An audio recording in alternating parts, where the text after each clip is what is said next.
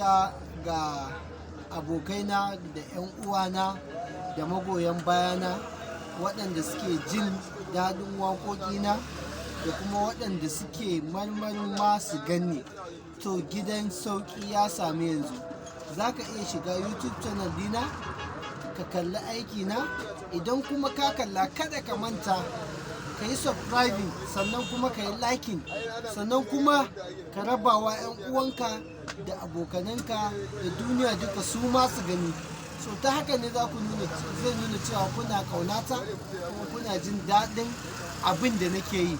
Kuma har yau dai kullum ina roƙonku da ku ci gaba da sani a cikin addu'a domin samun nasara a cikin rayuwata. Kusan wannan aikin shaidan yana bibiyar rayuwarka, amma ta addu'a ne Ubangiji zai iya baka nasara.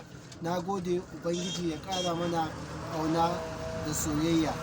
Isti aka muryar wa'azi.